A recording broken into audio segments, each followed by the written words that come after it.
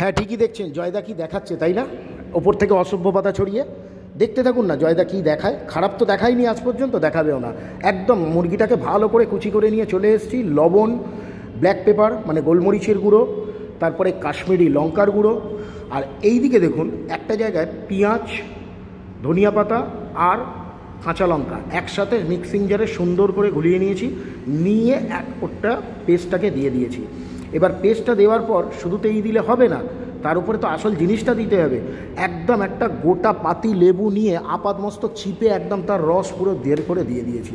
তারপরে এক ছিপি soya sauce, chilli sauce আর একটা ডিম মানে ওই হলো যেটাকে আমরা ফলও বলি মাঝে মাঝে, দিয়ে মাখিয়ে 2-3 ঘন্টার জন্য ঠান্ডা ঘরের দরজা খুলে একদম ঢুকিয়ে দিয়েছি। তারপরে ঠান্ডা ঘর থেকে বের করে ওটাতে শুধু কর্নফ্লাওয়ার দিয়ে ভালো করে মাখিয়ে নিয়ে ব্যাস এইবারে এক এক করে তেল যেই গরম হয়েছে সাদা তেল তার উপরে দিয়ে দিয়েছি। হয়েছে দেখুন শুরু, আহা আমি তো করতে করতেই 3-4টে সাটিয়ে দিয়েছি।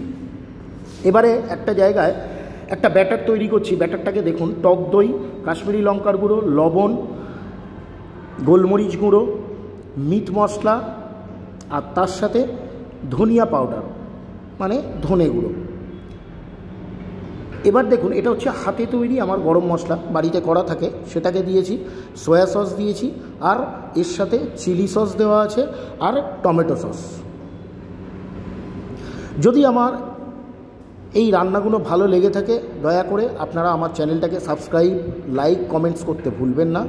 এইবারে দেখুন আমি টোটাল জিনিসটাকে একসাথে একটা বাটিতে সুন্দর করে মাখিয়ে নিয়েছি। কড়ার উপর যেই তেলটা গরম হয়েছে আমি সোজা পেঁয়াজগুলোকে দিয়ে দিয়েছি।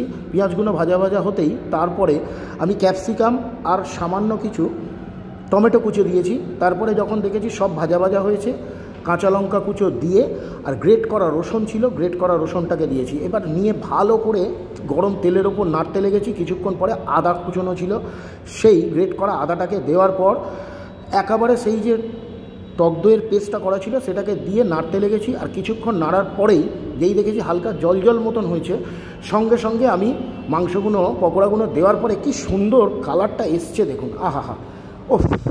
এইবারে সব শেষে তার উপরে পেঁয়াজ পাতা দিয়ে সামান্য চিনি দিয়ে একদম কষাতে লেগে গেছি। কি সুন্দর, যেই দেখেছি তেল তেল মতন ছেড়েছে, ওপর থেকে জল ঢেলে দিয়ে একদম ঢাকা বন্ধ করে দিয়ে 10 থেকে 15 মিনিট সাইড। 1 কাপ চা খেয়ে নিয়েই এদিকে দেখুন, এটা দুধ ভাববেন না, এটা কিন্তু কর্নফ্লাওয়ার। একটা জায়গায় কর্নফ্লাওয়ারগুলো ছিল সেটাকে দিয়ে দিলাম। আমার গ্রেভি চিলি চিকেনের পুরো রেডি। দেখুন আঙুল চিকেন, আরে ওই বাঙালি তো আঙুল চিকেন বললাম, ইংরেজি ভাষায় চিলি চিকেন আর কি।